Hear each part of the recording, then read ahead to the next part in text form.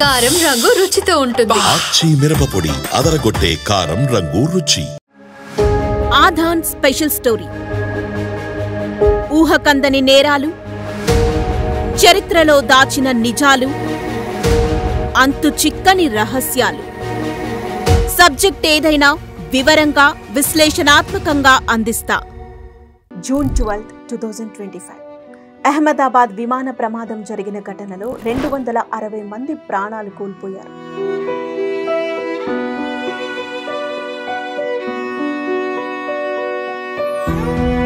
Air India విమానం ఒక medical college హాస్టల్పై పడటంతో ఎలాంటి సంబంధం లేని అక్కడి విద్యార్థులు కూడా దుర్మరణం చెందారు.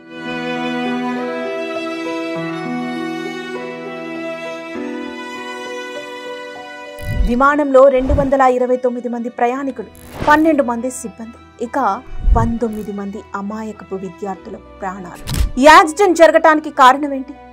AAIB air craft accident investigation bureau అసలేం చెబుతోంది? AAIB రిలీజ్ చేసిన రిపోర్ట్లో ఏముంది? అది మానవ తప్పిదమా, పైలట్ల తప్పిదమా, లేదా టెక్నికల్ ఎర్రరా? ఈ ట్రాజెడీకి కారణాలేంటో ఇప్పుడు చూద్దాం.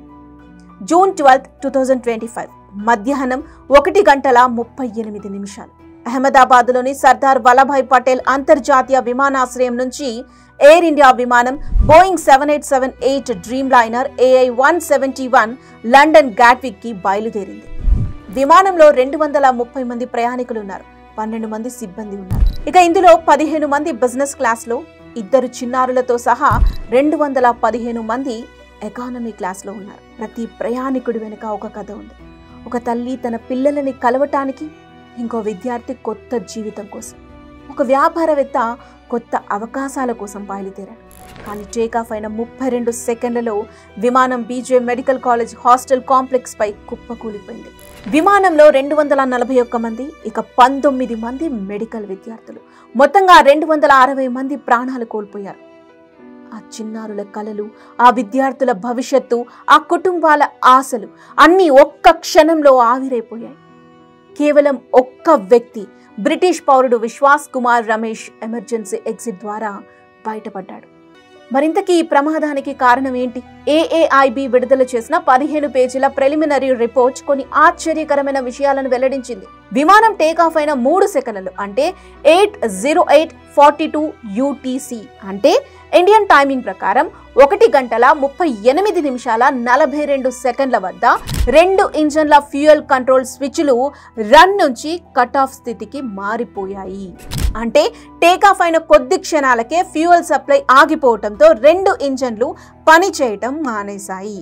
బ్లాక్ బాక్స్ దొరికింది కదా, అందులో నుంచి విన్నదాని ప్రకారం కాక్పిట్ రికార్డింగ్ లో ఒక పైలట్ ఎందుకు ఫ్యూయల్ కట్ చేశావు అని ప్రశ్నించగా మరొకరు నేను చెయ్యలేదు అని సమాధానమిచ్చారు. ఇంజన్లు పవర్ ని కోల్పోగానే ఆటోమేటిక్ గా హైడ్రాలిక్ పవర్ వచ్చేలా రామ్ ఎయిర్ టర్బైన్ కనెక్ట్ అయింది. ఎప్పుడైతే విమానంలో ప్రమాదం ఉంది అని తెలుస్తుందో అప్పుడు రాట్ ఆటోమేటిక్ గా కనెక్ట్ అవుతుంది విద్యుత్ సప్లై చేయడానికి. సో ఇక్కడ కూడా కనెక్ట్ అయింది. దీనికి సంబంధించిన ఫుటేజ్ కూడా AAIB దగ్గర ఉంది. 8:09:05 UTC అంటే 1:39:05 వద్ద మేడే అనే కాల్ కూడా ఇచ్చారు పైలట్లు. కానీ ఎయిర్ ట్రాఫిక్ కంట్రోల్ నుండి ఎలాంటి రెస్పాన్స్ రాలేదు. వెంటనే ఇంజన్లను రీస్టార్ట్ చేయడానికి పైలట్లు ప్రయత్నించినా లాభం లేకపోయింది. ఇంజన్ 1 రీకవరీ అయినప్పటికీ ఇంజన్ 2 మొరాయించటంతో జస్ట్ 32 సెకండ్లలోనే విమానం కుప్పకూలిపోయిందని నివేదిక తెలుపుతోంది. విమానంలో ఫ్యూయల్ క్లీన్ గానే ఉంది, ఎటువంటి కలుషిత పదార్థాలు లేవని రీఫ్యూయలింగ్ అథారిటీస్ కూడా తెలిపాయి. ఏదైనా పక్షి ఎగిరిందా అని కూడా టెస్ట్ చేశారు, కానీ అక్కడ ఎలాంటి పక్షి ఎగిరిన దాఖలాలు లేవని, పక్షి విమానాన్ని ఢీకొట్టినట్లు కూడా కనిపించలేదని తెలిపింది. విమానంలో ప్రమాదకరమైన వస్తువులు కూడా ఏమీ లేవు. విమానానికి ఫ్యూయల్ నింపే ట్యాంకర్ల నుంచి కూడా నమూనాలను సేకరించి DGCA ల్యాబ్లో టెస్ట్ చేశారు. అందులో అనుమానాస్పదంగా కూడా ఏమీ లేవు. ఇక పైలట్లు ఇద్దరు మంచి అనుభవజ్ఞులు. Captain Sumit Sabharwal 8,596 hours experience ఉంది అతనికి. ఇక first officer Clive Kunder 1,128 hours experience ఉంది. ప్రయాణ సమయానికి వారిద్దరు కూడా ఎటువంటి మానసిక ఒత్తిడి లేకుండా పూర్తి ఆరోగ్యంతో ఉన్నారని AAIB చెబుతోంది. కుట్రకోణానికి సంబంధించిన ఆధారం ఏదీ లభించలేదని కూడా తేల్చేసింది AAIB రిపోర్ట్.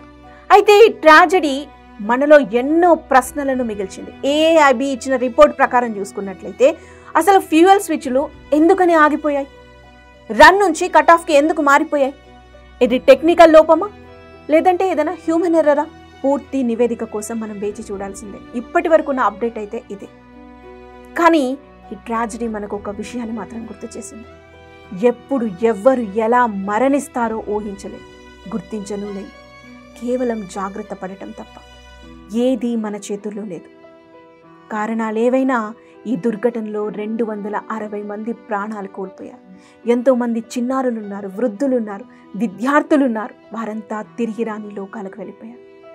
వారి ఆత్మకు శాంతి చేకూరాలని మనం కూడా కోరుకుందాం.